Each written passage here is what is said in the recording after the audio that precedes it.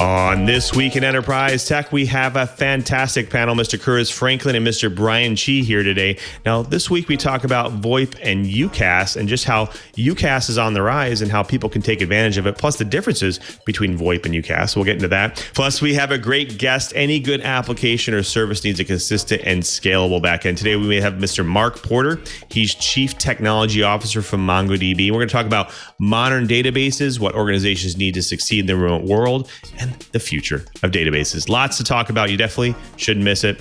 TWiT on the set. Podcasts you love. From people you trust. This is TWiT. This is TWiT, This Week in Enterprise Tech, episode 479, recorded February 4th, 2022. Blazing databases. This episode of This Week in Enterprise Tech is brought to you by Hover. Whether you're a developer, photographer, or small business, Hover has something for you to expand your projects and get the visibility you want. Go to hover.com/twit to get 10% off your first purchase of any domain extension for the entire first year. And by New Relic. That next 9 p.m. call is just waiting to happen. Get New Relic before it does. And you can get access to the whole New Relic platform and 100 gigabytes of data free forever. No credit card required. Sign up at newrelic.com/enterprise.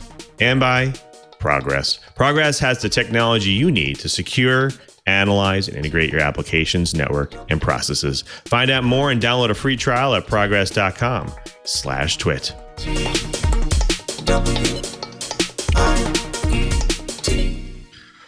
Welcome to TWiT, This Week in Enterprise Tech, the show that is dedicated to you, the enterprise professional, the IT pro, and that geek who just wants to know how this world's connected. I'm your host, Louis Maresca. I will be your guide through this big world of the enterprise.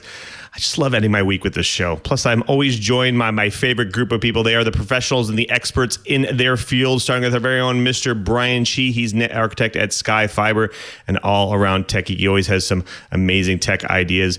Cheebert, how are you doing this week? What's been keeping you busy? Any great ideas out there? Well, I still have to file Hawaii state income tax. So That's so fun. We're gathering documentation and so forth. We got to get a head start because the binder with all the information has to be shipped to Hawaii. This time, I think just in case, I'm going to scan everything and not have the CPA do that. And that way I have a backup just in case something gets lost on the way back to Hawaii. That would be not good. Well, speaking of more fun things, I think you were thinking about maybe building some fun new tech out there, right? Like something about networking? Well, actually, I built a four-wheel drive robot for a research project, and then I duplicated everything so that I would have a copy. Now, the whole idea is it's basically just a brick on wheels. And we mounted a whole bunch of stuff on the flat top so that it could bounce a laser. We'd be shooting a laser at it and we bounce it to hit the ground. And then we had a camera recording that and streaming the video back to the base station. The idea was it's called Raman spectroscopy. So we could measure the backscatter and determine the chemical makeup. Well, the whole idea was being funded by DARPA so we could find buried IEDs in the ground. And then later on, we went from a wheeled vehicle to a quadcopter, a big quadcopter. So we could actually find mustard gas dumps dumped off the shores of Hawaii after World War I. Very so interesting. I'm building the my version so I can run cables in my attic because the crawl spaces are too narrow for me to get my butt through. So I figured I'll let a bot run the cables for me. Man, bots get to do all the nasty stuff. I'm glad you're the one building them too. Thanks, Cheebert, for being here. Well, speaking of interesting, we also have a very interesting guy. He's always got the pulse of the enterprise world as well. He's Mr. Curtis Franklin. He's the senior analyst at Omdia. Curtis, welcome to the show. Thanks for being back. How are you doing? And what's keeping you busy this week? Oh, glad to be here, Lou. Always a pleasure. I've been working on my big research project for the first half of the year, which is on the products to do training for cybersecurity awareness, looking at the human side of enterprise cybersecurity management.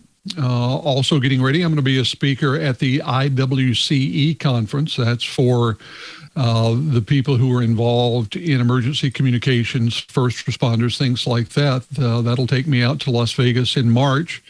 And working on an interesting bit of analysis on MITRE's latest framework for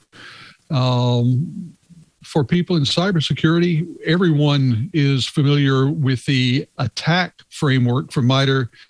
Well, they've come out with its sister project, Defend. So I'm in the process of writing some stuff up about that. Plenty to keep me busy, along with road construction and everything else going on outside my front door. So it's been a fun time here in the City Beautiful. Thank you, Curtis. Well, speaking of fun and also keeping busy, it was a pretty big busy week in the enterprise, so we definitely should get started with today's show. Now, VoIP and unified communication packages have provided much needed services for the hybrid workplace lately.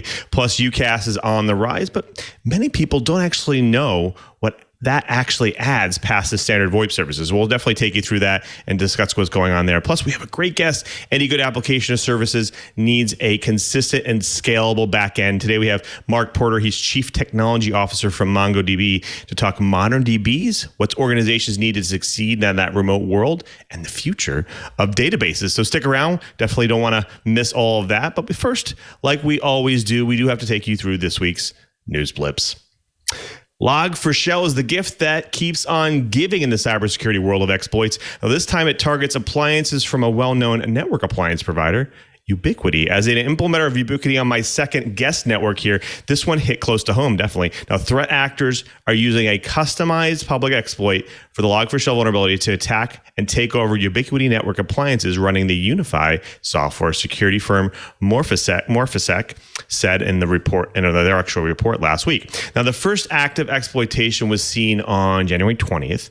Now, the attackers used a proof of concept exploit previously shared on GitHub, developed by Sprocket Security. The POC adapts the Log4Shell exploit into the Log4j Java library to work on Ubiquiti's Unify devices, complete with post-exploitation steps.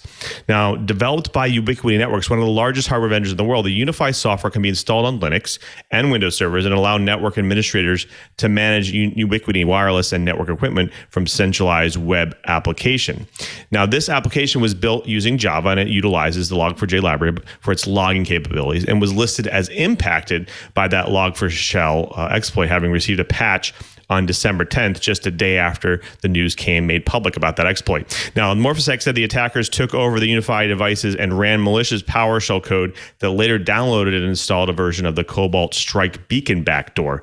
Now, immediately after the Log4Shell vulnerability was disclosed, many security experts warned the attacks using this bug would ramp up and lead to some sort of internet catastrophe and a huge hacking spree. Now, almost 2 months later, this has yet to happen, thank God, primarily because exploit Log4Shell didn't turn out to be that simple. Now, for each software they want to attack, threat actors would have to reverse engineer the code and see how the exploit needed to be adapted. A very complex and complicated, time-consuming job that threat actors rarely bother with. Now, that means that you have time to manage your network, determine how to update it, and ensure you don't expose that vulnerability to the internet. If anything else, make sure you're managing your network, no matter how small. Well, on Thursday, the U.S. Department of Homeland Security established the Cyber Safety Review Board, or CSRB, tasking the 15-member group with an investigation into the response and handling of that Log4j vulnerability. The CSRB, whose creation was mandated by a Biden administration executive order, is tasked with reviewing and assessing significant cybersecurity events so that government, industry, and the broader security community can better protect the nation's networks and infrastructure. The CSRB is the latest step taken by the U.S. government to improve the response to cyber incidents and disclosures of critical vulnerabilities. The board will issue a report by this summer that more completely reviews and assesses the Log4j vulnerability, recommends further actions to mitigate any ongoing threat, and suggests practices and policies to improve future cybersecurity and incident responses. Now, one of the reasons behind the CSRB's creation is obvious. The major cyber events of the past decade usually have a common pedigree, a popular open source library or component managed by a small team or under the umbrella of a larger open source project. As an example, in 2014, when researchers found the Heartbleed vulnerability in OpenSSL, there was a single full-time maintainer, another part-time maintainer, and less than $2,000 a year in donations. The Apache Foundation, which has considerably more than $2,000 a year in donations, has responsibility for the Log4j package, but most of the vulnerability footprint due to the issues comes from other open source projects, which are the responsibility of their maintainers, and frankly could take years to fully eliminate from every vulnerable project. In the statement announcing the board, CISA Director Jen Easterly said, quote, "A continuous learning culture is critical to staying ahead of the increasingly sophisticated cyber threats we face in today's complex technology landscape," end quote. Well, if you're looking for a new job online, the FBI is saying be careful. The FBI is warning that scammers are posting fake job listings using the names of real companies to try to dupe applicants into handing over sensitive information. The scheme exploits how companies post job listings across a variety of recruiting websites. The fraudsters will do the same by posting spoofed job listings. The FBI didn't name the affected job recruitment platforms, but it said in one case the site allowed anyone to post a job, including on the official company pages without user verification. Quote, "Those postings would appear alongside legitimate jobs posted by the business, making it difficult for applicants and the spoofed company to discern which job posting was real and which one was fraudulent," said the agency. Well, just like anything else to do with this online world, ask yourself if you really need to give up personally identifiable information for anything. Heck, just the other week, some kids came to my door asking me to sign a petition that I truly believed in, but the form was asking for quite a bit of personally identifiable information. And no, as a result, no thanks. It's almost going to get to the point where I'd more likely put in things like 99/99/9999 for my birthday, and in some sort of note saying that I will hand over accurate PII once the company has been verified as legitimate. Of course, this also means that my application is probably going to get rejected for false or misleading information, and this is why we can't have nice things. Dang. Well, zero trust continues to be the hot model to talk about when it comes to the future of organizational security. However, it doesn't come without confusion among IT and security professionals. Now, according to Zscaler CEO Jay Chaudhry, now there is some confusion among professionals. According to him, quote, "Either you're zero trust or you're network security. You don't do both." Now, true zero trust involves connecting users directly to applications without going over the network at all. That type of architecture, quote, is the opposite of network security. Now, to him, when it comes to zero trust term, he feels that companies have hijacked it and has lost its meaning. Now, having worked with organizations to implement zero trust many times, I can tell you it may be the architecture of the future, but we'll have to definitely see. According to Jay, all the confusion started with the zero trust network access. Now, the notion was, do not put users on the network, because if you do, they can move laterally and go anywhere. And that's the biggest security risk of today. Now, if you look at the Colonial Pipeline, they stole some VPN credentials, got to the network, moved laterally and found a high value billing application and then encrypted it and then stole the data. Now, it highlighted two things. It highlighted the notion of that VPNs can be dangerous because they put you on the network and then you can move laterally. So the notion of what they called zero trust was connect users to the application, just applications, not the network. Also, according to Jay, your firewall is designed as a network device. The architecture has to be the opposite. There's no such thing as a zero trust firewall. They don't go together. Now, really, zero trust is about removing the interconnections and providing a stronger model to access them. So to go with the theme of the week, the biggest threat to zero trust is actually that Log4j vulnerability. You could search the internet for servers and who actually have open access to it. However, with the appropriate layers that implemented zero trust, you have more time to manage those exposed machines. Now, all in all, if your organization hasn't yet been thinking about the zero trust model and how to move to it, it may just be time for you to start the conversation. Well, folks, that does it for the blips. Next up, the bites. But before we get to the bites, we do have to thank a really great sponsor of This Week in Enterprise Tech, and that's Hover. Now it's time to make the plans and let Hover help you achieve them. If you're a blogger, you create a portfolio, building an online store, just want to make more memorable redirect to your LinkedIn page, Hover has the best domain names and email addresses just for you. Now, email at the domain name is key to connecting with customers and building the trust for your brand. They have domain-based emails for all of your needs, whether it's small or large. In fact, it's so easy to set up. You can add as many mailboxes to your domain as you need. When your domain renews, your mailboxes will too. And the prices are unbeatable. Their most popular mailbox is a no-brainer solution for business owners, and you get access from anywhere. Use the email app you're already comfortable with, whatever app you already use. And if apps aren't your thing, their webmail can be accessed wherever you are. Now, personally, I really like Hover's ease of use. They have a monstrous collection of TLDs, plus super easy transfers. Makes life a lot easier. If you're already on another domain service, you can transfer it over with the help of Hover personnel. Now, Hover isn't here to upsell you on stuff you don't actually need. They just want to help. They have pro-level tools. They have powerful domain and email management tools that are intuitive and they're easy to use, whether you're a web pro or just getting started. Plus, with Whois privacy protection included with your domain purchase, your private information will remain just that private. It's a great way to reduce spam and protect yourself from unwanted solicitations. Hover Connect lets you pick the service you want to use to build and host your website. Connect helps you start using your domain with just a couple of clicks. Now at Hover, you're a customer and not a source of data. Take back control of your data with reliable, track-free email. Now, Hover is trusted by hundreds of thousands of customers. I'm one of them who use the domain names and email to turn their ideas into reality. Whether you're a developer, photographer, or a small business, Hover has something for you to expand your projects and get the visibility you want. Go to hover.com/twit to get 10% off your first purchase of any domain extension for the entire first year. That's hover.com/twit for 10% off your domain extension for a full year. And we thank Hover for their support of This Week in Enterprise Tech. Well, folks, it's now time for the bites. Now, we talked about it before. There's many services out there. There's VoIP, there's unified communication packages, and they provide a lot of help for the remote workforce today. But there's also a new one on the rise, and that's UCaaS. It's just unified communications as a service. And there's actually some confusion on what's available and what's not available, what it supports and what it doesn't support. I'll pass it over to Chee. Chee, what's going on here? Well, I'm going to, like always, start with a little bit of a history lesson.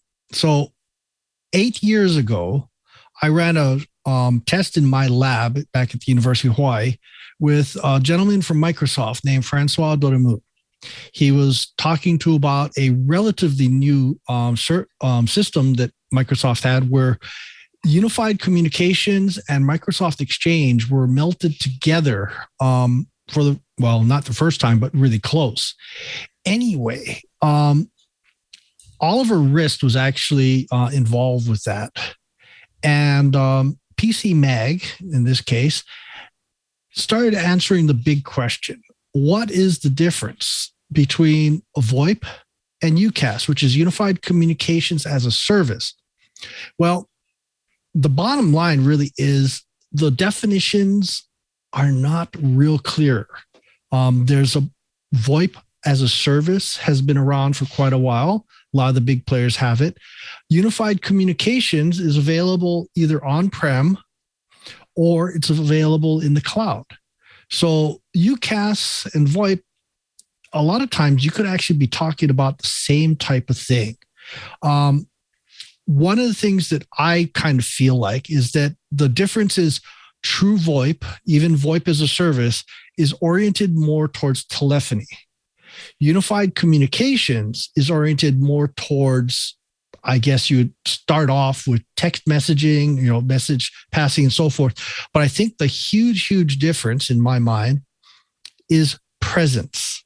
So like I was working with some Avaya folks and so forth, their VoIP solution, which is designed to work on desk sets, just like old style, plain old telephone systems, even they had integrated presence. And the idea behind presence is being able to flag, am I busy or not?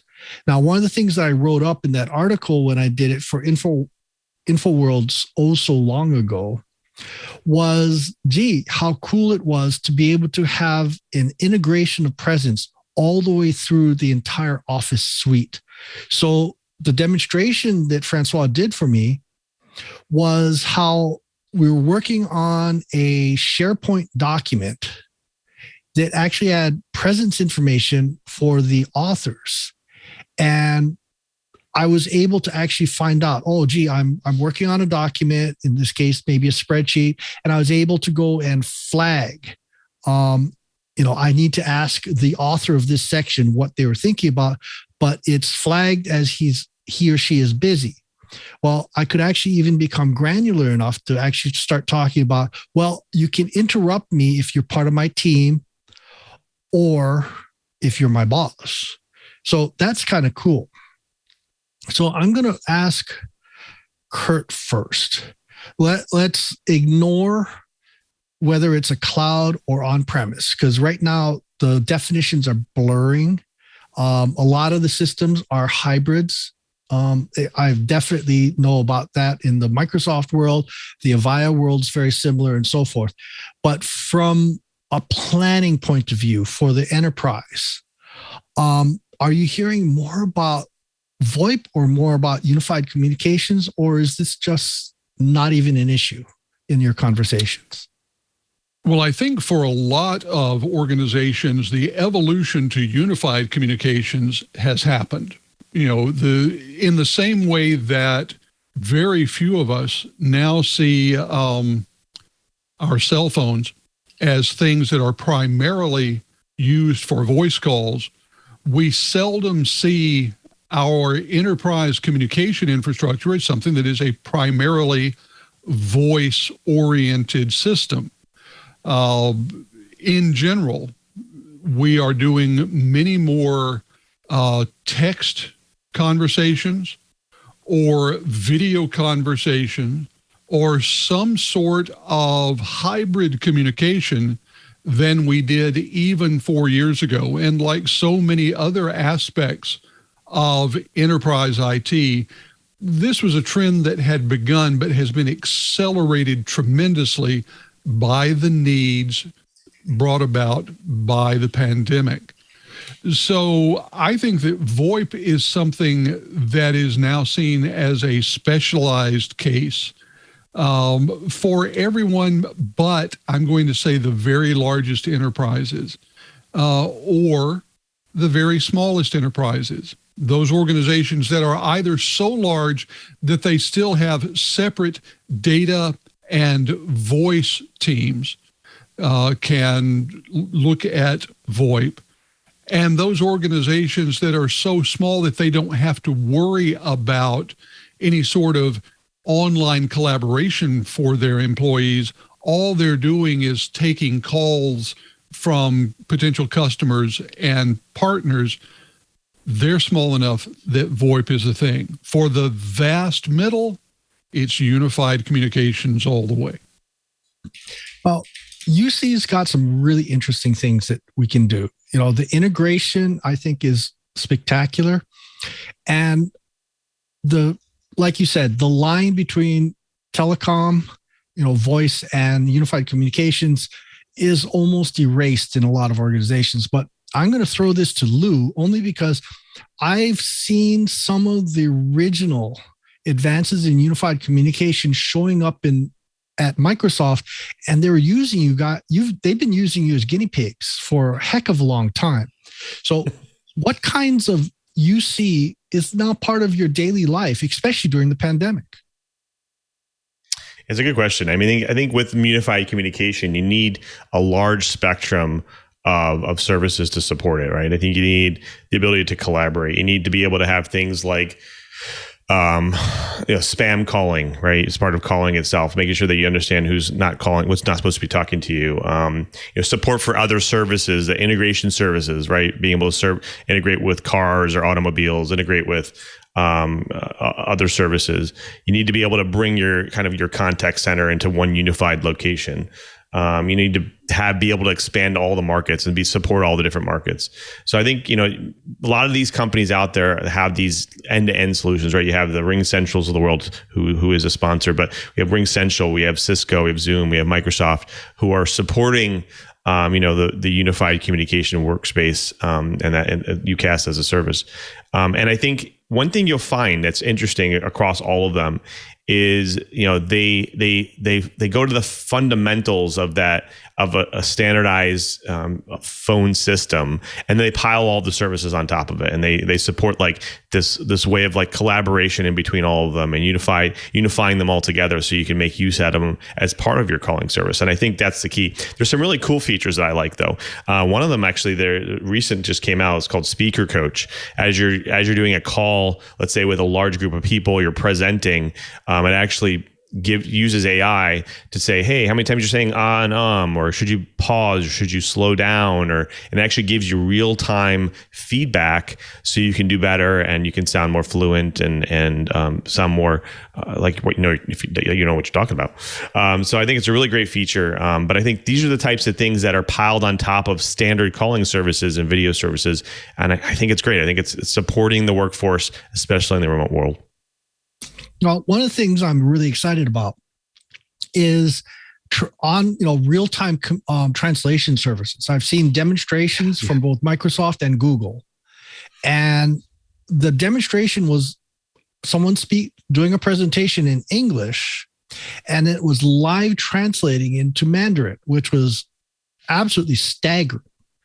The other thing that I have wanted ever since I tried to call a friend and woke him up in Paris was location integration. And that's definitely starting to happen, or has already happened in a lot of UC solutions, where you can set up rules on who's allowed to ring through.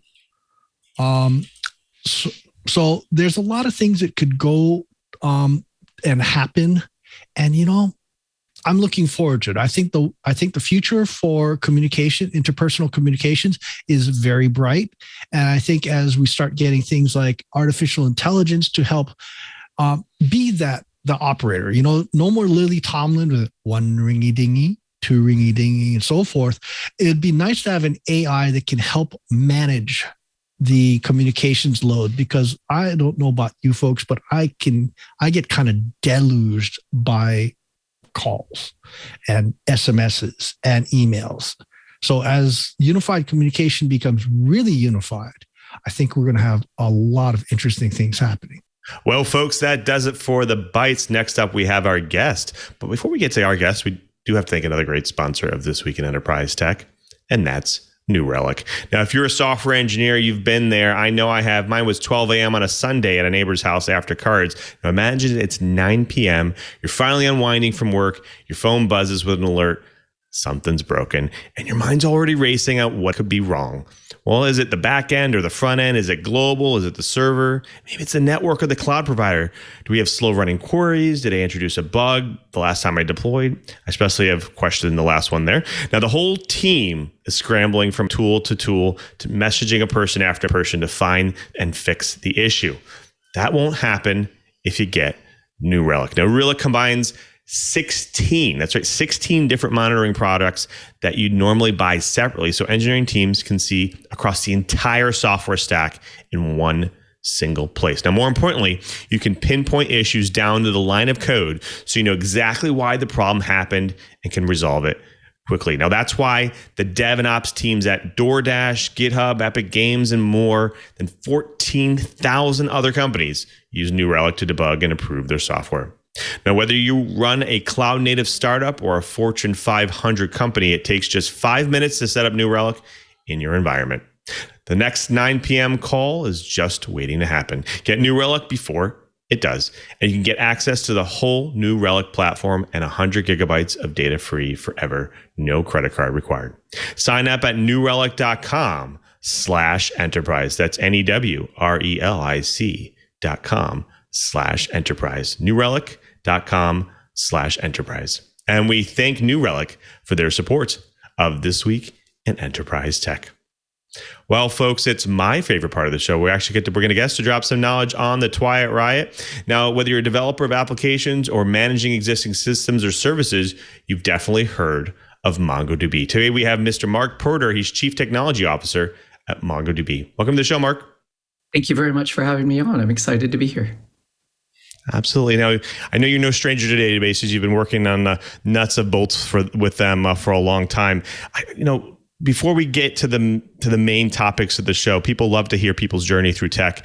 And can you maybe take us through your short journey through tech and what brought you to MongoDB? So it's not a short journey. I started programming at 11. I had my first paid programming job, I believe, when I was 16.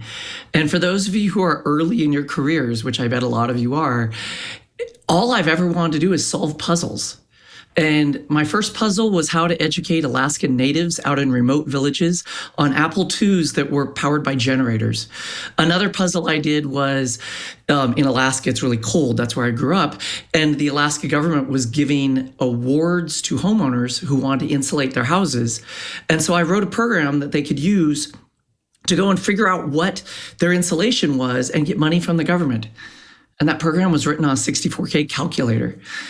Now, today, I solve different problems. I'm an executive. I worry about budgets. I worry about strategy. But, at the heart of it all, it's all puzzles. And so that's really what it's about. Now, what happened was I found databases.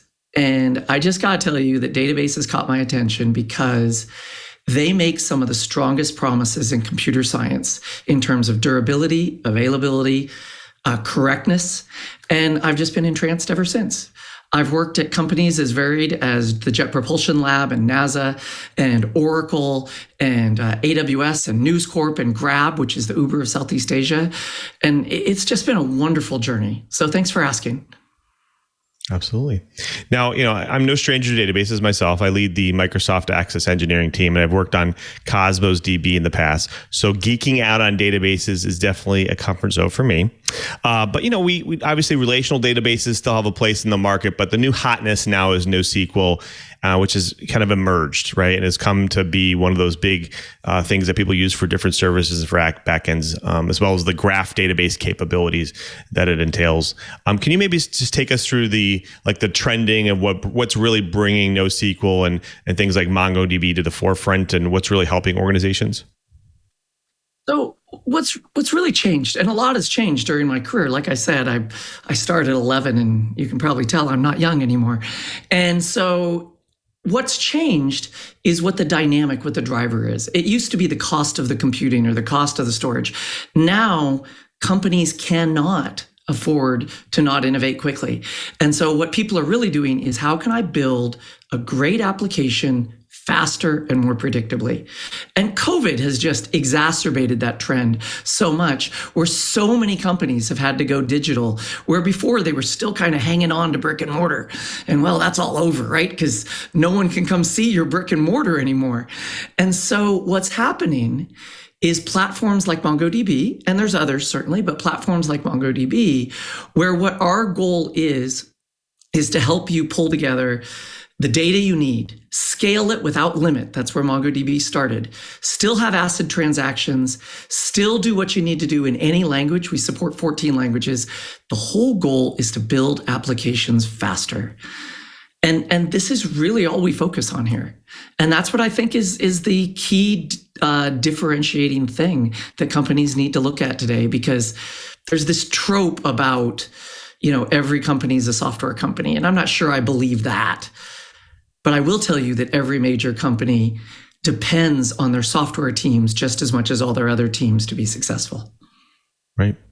Yeah. So one thing that I find is interesting is, obviously, a lot of organizations out there, they want to move to the cloud. They want a little bit more, but they still want to maintain control of their data, and they want to be able to move it around and host it wherever they want to host it. And one interesting thing I find with MongoDB is just the ability to kind of lift and shift it and move it, host it with whatever service you want. Is this something that you find normal for organizations to do? Do they move it to different host providers? Are they keeping it in one spot? Are they using more of a hybrid approach? Well, I'll go back to my origin story there a little bit, which is one of the reasons I came to MongoDB was I believed that I could finally write the database, of course, with my team, not me, that I'd been wanting to write for 30 years. And so MongoDB runs anywhere. It runs on premise, it runs on your laptop, it runs in all three of the major clouds. We actually run in 11 other clouds through agreements with those cloud providers, not just the three major clouds. And so what we see people doing is they have their infrastructure and they find us and other third-party providers, by the way, not just us, where they want us to be, as opposed to the cloud providers who are great partners with ours. Don't get that wrong. Well, you got to go to their cloud to meet them there. You can meet MongoDB any place you have a keyboard, any place you have memory and CPU. And that is one of the things that really excites me. So we see people using this to have geo-distributed clusters, to have cross-cloud clusters, to have data infrastructures which span on-prem and cloud, to have data infrastructures which span their own data centers that span the world. And so it's really just about being where the customer wants you to be. Makes sense. Now, we hear a lot about downtime. A lot of public news articles. They like to get to the meat of it and say, "Hey, downtime's due to X, Y, and Z. Databases are down or services are down because of that." What are you seeing here from a trend perspective, and what usually is the major cause of kind of a data down situation, and what should organizations really look for? So unfortunately, we have less than 24 hours to talk. So downtime and operational excellence, there's nothing I am more passionate about, because when you have someone use your software, you have made a promise to them. And that promise isn't about new features. It's not about what it's going to cost. Those are important. What's really the promise you made is that your software is going to stay up. And so I've spent a vast percentage of my career focusing on availability. And so I'm not going to tell you the vendor, but you could look at my resume and guess 68% of the downtime at one of the companies I worked at was driven by database problems. And so when databases get it wrong, there's really no second place to go. When your app server has a problem or your name server has a problem, you can often have backup systems. Databases are harder.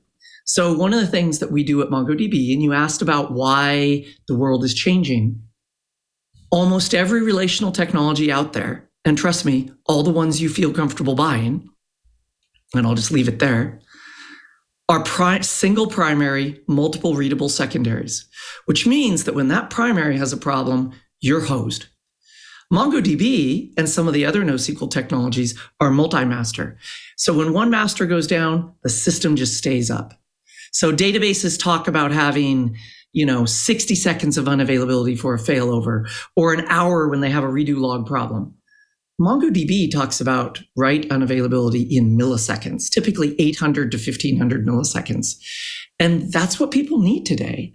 And so the promise that modern suppliers need to make is that we will stay up for your business, period, end of story. Now, there's all the other stuff. But promise number one is we will stay up for your business and be secure and be available and be durable and be correct. She brought up an interesting question in my mind when you talk about availability, and obviously the fact that MongoDB itself is a great backend, but does there need to be other layers in between, other layers within the networking stack or the infrastructure in order to support such availability? So if you move it to, like, let's say, to host it on Azure or AWS, do they need to offer something to you in order to support that type of availability for MongoDB?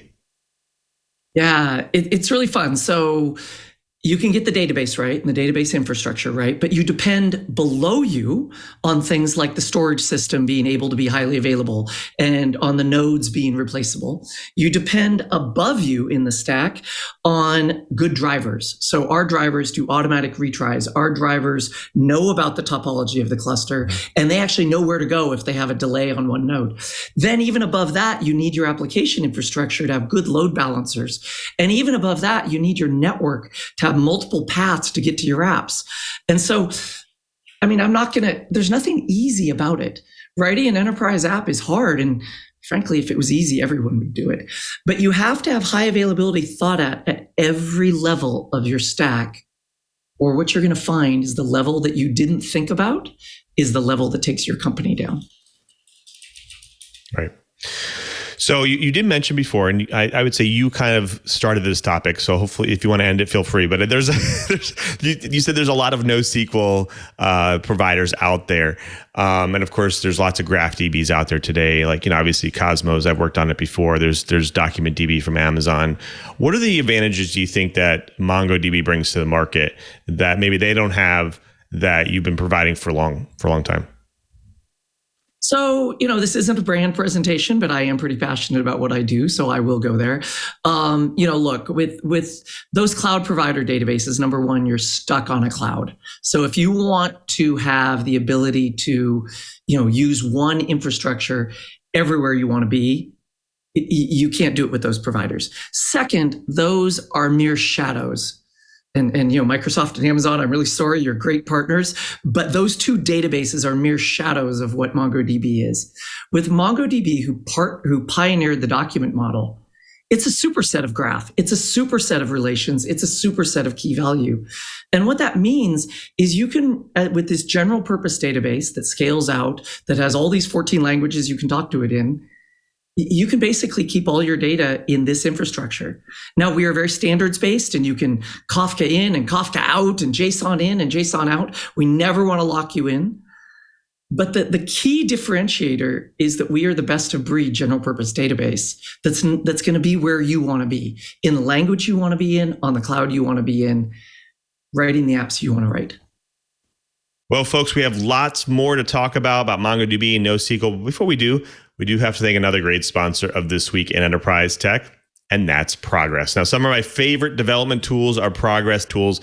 I've used them for many, many years, Fiddler being one of my favorites, and I can't even name the amount of times that tool has saved my job. Progress is a fantastic company. They've been enabling enterprise experiences for decades and has assembled the technologies that will empower businesses to thrive in a post-COVID world.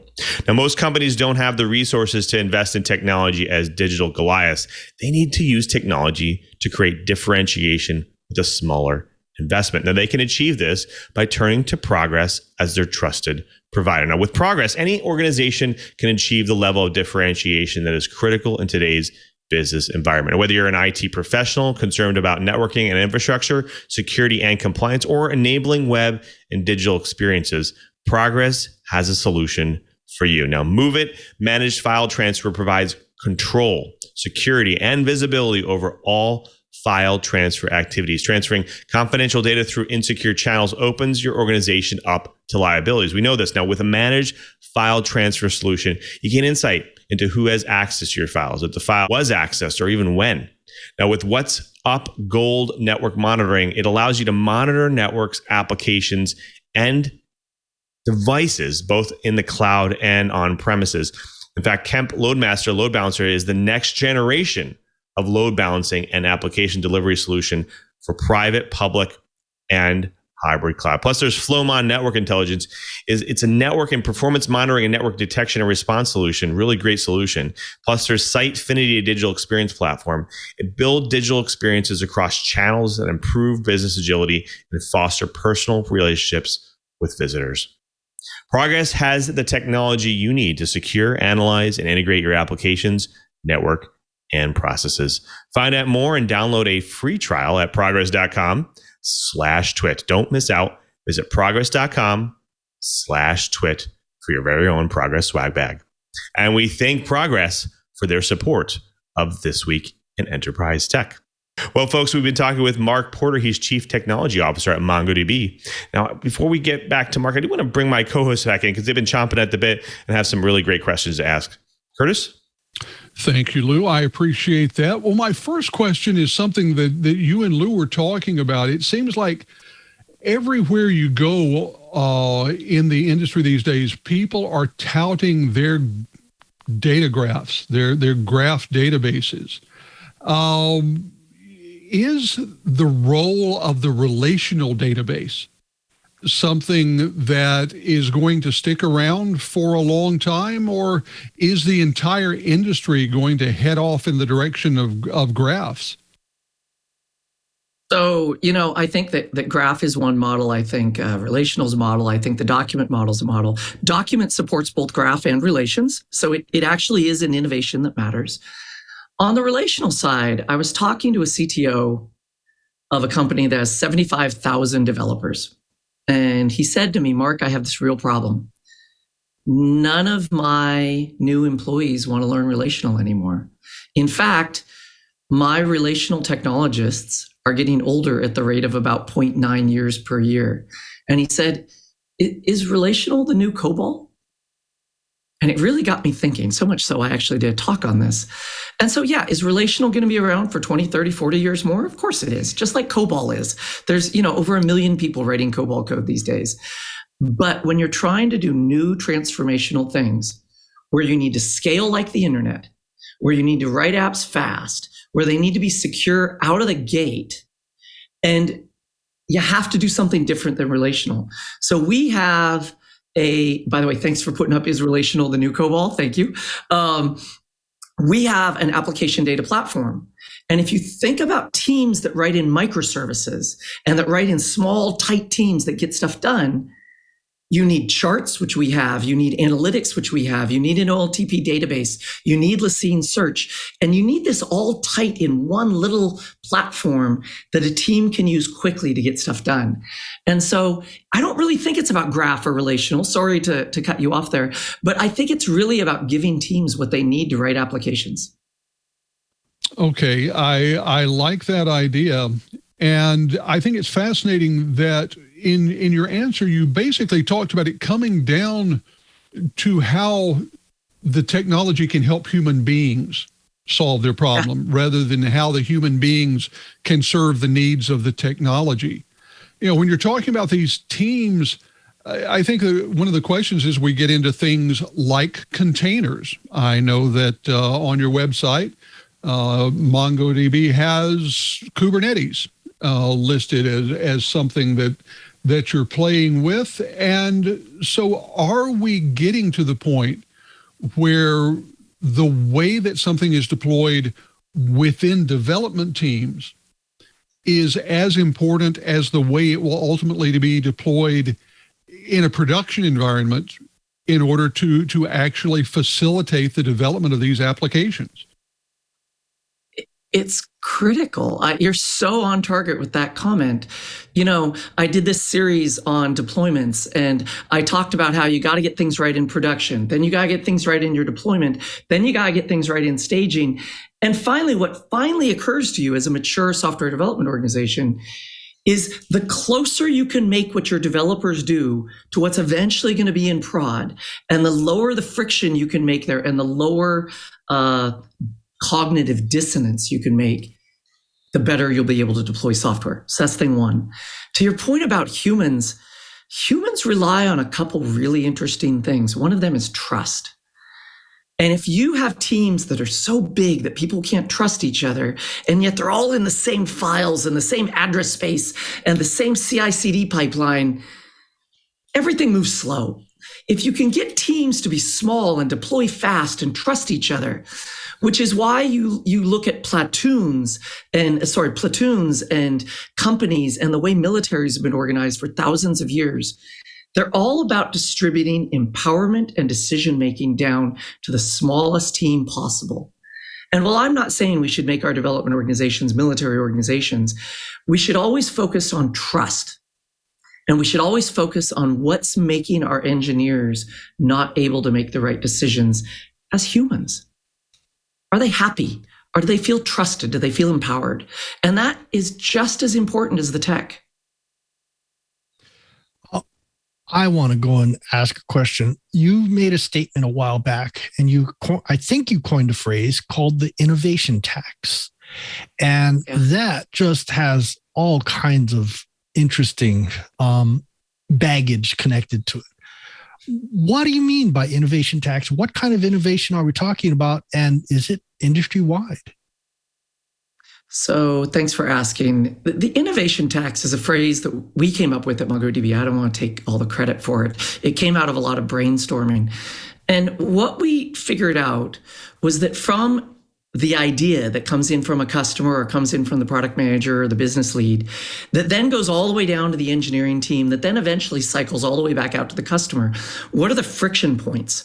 And some of the friction points we identified, which were just crazy, which were, you make your developers work in a weird environment. You don't give them the information they need. You don't invest in giving them great CI/CD tools. You don't invest in giving them the time to write tests.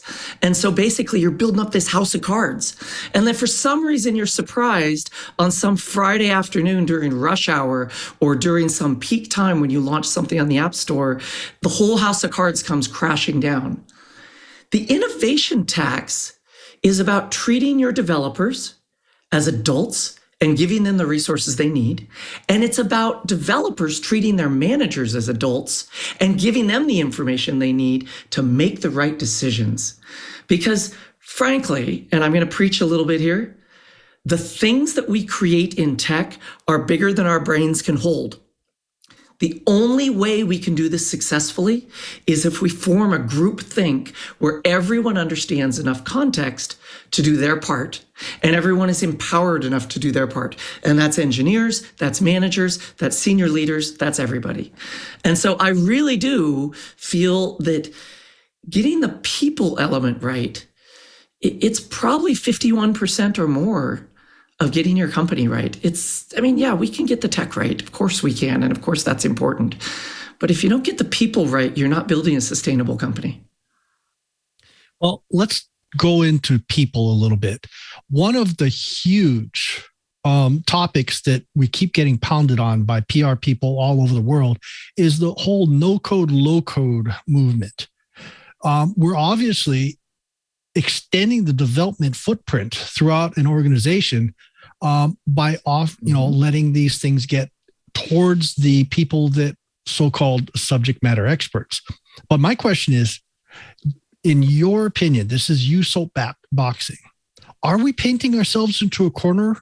Are we going to need more advanced developers to be able to go and fix the problems that no-code, low-code might create?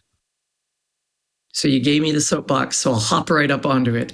So look, I believe that at each level of something we do, you have to have the right skills, you have to have the right guardrails, and you have to know what you can and can't do. So start at the bottom. Assembly language programmers, or even people writing microcode for chips, they have tools and procedures and skills.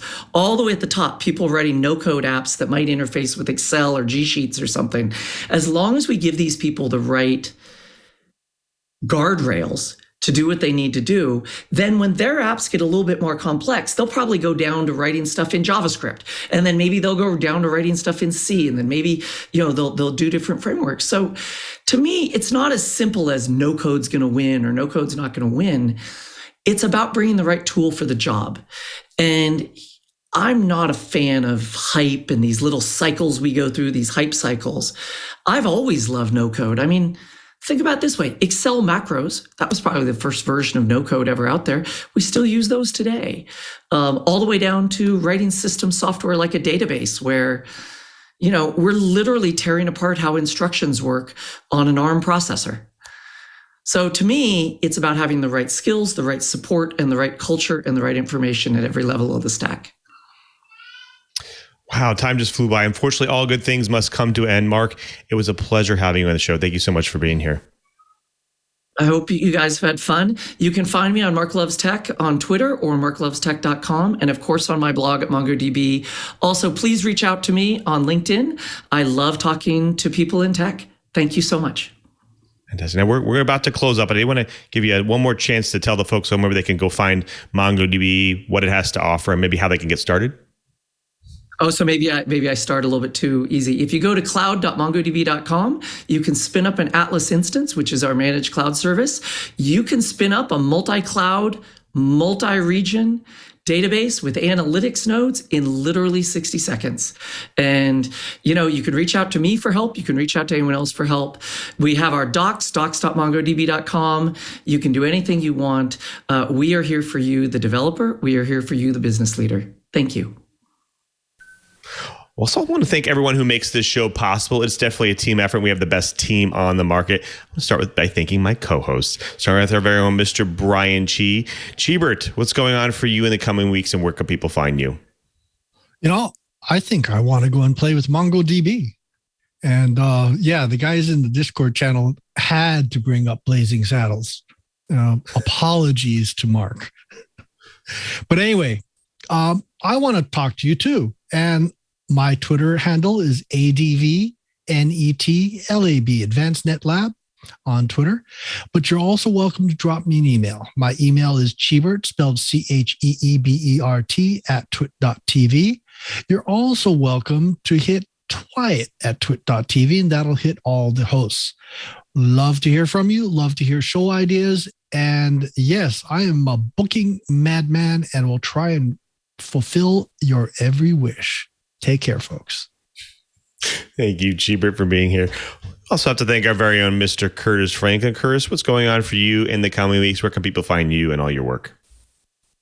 Well, as I said, I'm working on some big research projects. I've also got some presentations that I'm starting to put together for things like IWCE. And we're beginning to think about both RSA, which rolls along in June, and, believe it or not, Black Hat, which comes around in August. It is amazing how time flies. So I'm doing all of those. Also looking at some other articles on things like, as I pointed out, the MITRE Defend framework. Also doing something that is near and dear to my heart, writing a piece on the importance of testing for those charged with buying security products and services. So we've got all that going. If you want to keep up with everything I'm doing, please follow me on Twitter at KG4GWA or on Instagram, Curt_Franklin, or even over on LinkedIn. Thank you, Curtis.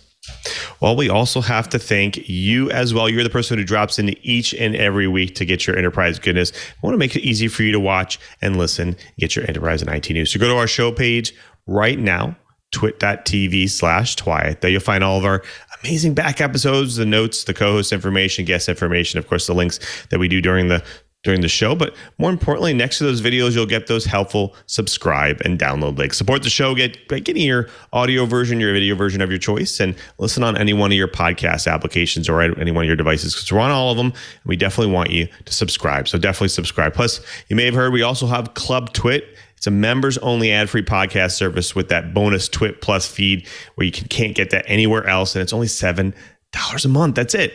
Now, one of my favorite things of Club TWiT is the exclusive members-only Discord channel as well, and it's got a lot of great channels in there. We're talking in there right now, all the show channels, but of course we have a lot of back channels around programming or networking or gaming or whatever you want to talk about. It's on there. A lot of great conversations happening. So definitely join the movement, join the fun, join Club TWiT at twit.tv/Club TWiT. Now, also, Club TWiT offers corporate group plans. That's why it's really great way to get your team access to our ad-free tech podcast. That's right. Plans start with 5 members at discounted rate of $6 per month, and you can add as many seats as you like. And this is a great way for your IT departments, your developers, your salespeople, your tech teams to stay on top and access all of our podcasts on the network. And just like the regular membership, you also get that TWiT Discord server and that TWiT Plus bonus feed as well. Now, just remember also, it's that time of the year, the TWiT audience survey. That's right. The annual survey helps understand our audience so we can make your listening experience even better. That's right. It'll only take just a couple minutes. So check it out right now. Go to twit.tv/survey22. That's twit.tv/survey22 to take it. It's real simple, real fast. Definitely go out there and take it because it helps us move it along. Now, after you subscribe, you can impress your friends, your family members, your coworkers with the gift of TWiT. We talk about a lot of fun tech topics on the show.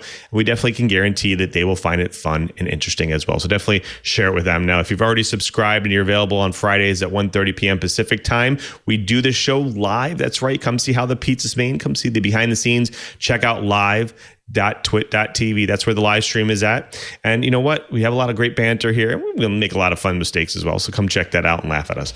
Plus, if you're going to watch the show live, you should also jump in the chat room as well. We have our irc.twit.tv chat room. A lot of great characters out there. A lot of great people, reoccurring people, great conversations. I have a lot of fun. I look forward to it each and every week. So definitely join them and be with them as well if you're going to watch the live stream. Now, definitely hit me up at twitter.com/LouMM. I want to hear about your work week. I want to hear about what you think is great in enterprise or IT news or in technology. Definitely hit me up there, whether it's a DM or direct call out. Definitely have a conversation with me. I want to hear about it. Plus, if you want to know what I'm doing at Microsoft, each and every week, you can go to developers.microsoft.com/office. We post the latest and greatest ways for you to customize your Office suite to make it more productive for you. Check out our new Office script. It's the best way to create macros to run them online on the web. So definitely check that out. It's really cool new technology. Now, I also want to thank everyone who makes this show possible, especially to Leo and Lisa. They continue to support This Week in Enterprise Tech each and every week, and we couldn't do the show without them. So thank you for all their support over the years. I want to thank all the engineers and staff at TWiT.